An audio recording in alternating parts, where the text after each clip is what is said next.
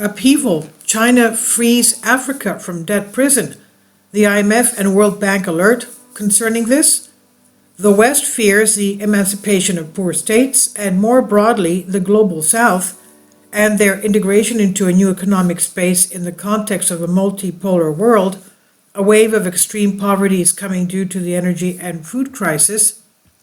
Major Western financial institutions have been alarmed by the fact that China is gradually freeing African states stricken with extreme poverty from the shackles of debt. The post-colonial treatment of these states by the West that has imprisoned them with exorbitant, unserviceable debt has shaped a spiral of economic underdevelopment with the sole aim of their continued exploitation by any means, always under the banner of the rules of international law and protection the rights of their citizens. In this context, the president of the World Bank told the BBC on Sunday, April 2nd, that he is concerned about some of the loans that China has given to the developing economies of Africa. David Malpass notes that terms and conditions need to be more transparent. At the same time, it pointed out that the international financial media, for fear of being emancipated from the Western hostage that states such as Ghana and Zambia are struggling to repay their debts to China, China responds categorically that any such lending takes place in accordance with international rules. The consequences of interest rate increases. Developing countries often borrow money from other states or multilateral agencies to finance sectors that will grow their economies, such as infrastructure, education, and agriculture. But sharp increases in interest rates in the U.S. and other major economies over the past year have made loan repayments more expensive and the dollar looped tighter because so much of that borrowing is denominated in foreign currencies, such as dollars or euros. Therefore, the motivations of these states to become independent from the dollar are real and important, and China, as a second economic superpower, could not but take advantage of them. It's a particularly acute problem for developing economies that struggle to find the extra money needed as the relative value of their own currency falls. It's a double whammy and means economic growth will be slower, says Mr. Malpass. The U.S.-China rivalry and the struggle for natural resources. Addressing this challenge and its consequences was one of the main reasons for this week's visit by U.S. Vice President Kamala Harris to 3 African countries. It's a visit accompanied by major pledges of financial support to Tanzania and Ghana. There's a growing competition with China for influence on the continent, whose abundance of natural resources critical to Western infrastructure includes metals such as nickel, vital for batteries needed for technology such as electric cars.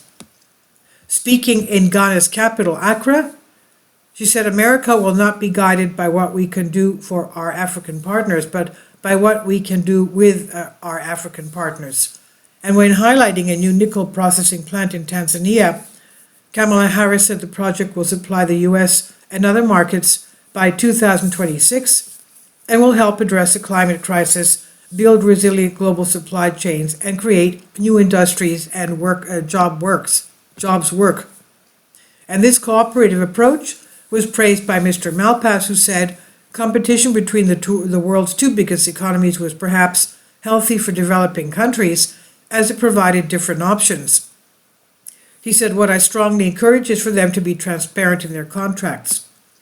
That was one of the problems. If you write a contract and say, but don't show it to anyone else, that's a minus. So get out of it, he said. And later came the blackmail that for governments in Africa, they should not offer collateral as an incentive to give a loan because it locks it in for generations. This is what is happening with China. These remarks show the anxiety of the West to prevent the emancipation of the poor underdeveloped states through their participation in the competitive economic space being formed under the leadership of Russia and China with the BRICS group. BRICS stands for Brazil, Russia, India, China, South Africa. Beijing strategy. Beijing has become one of the largest sources of loans to developing countries in recent years. A new study by the Kiel Institute for the World Economy shows that globally, China lent $185 billion in bailouts across 22 countries between 2016 and 2021.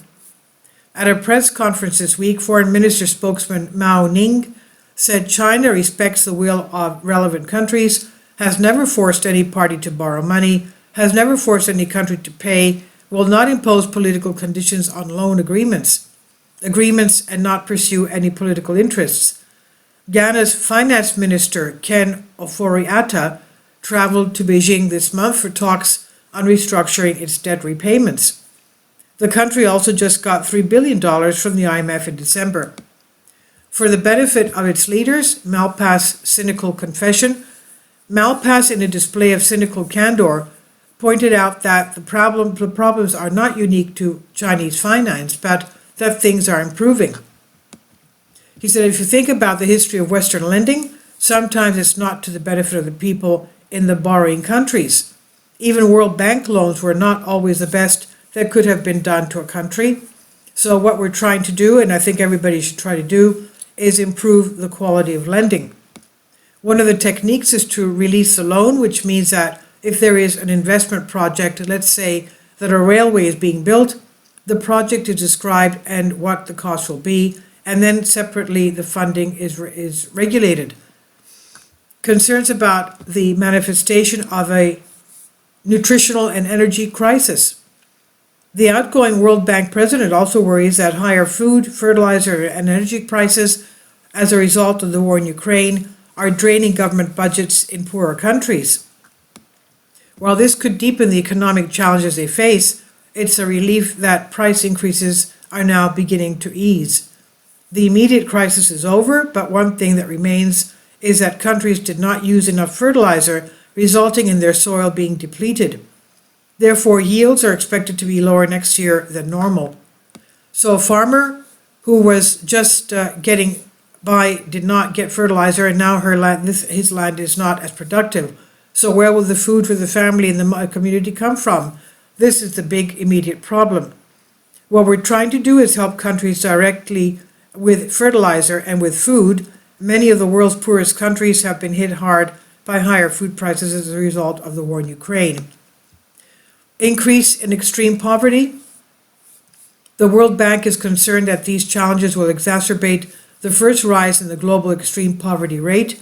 People get by on less than $1.90 a day. As a result of the coronavirus pandemic, it increased from 8.4% to 9.3%.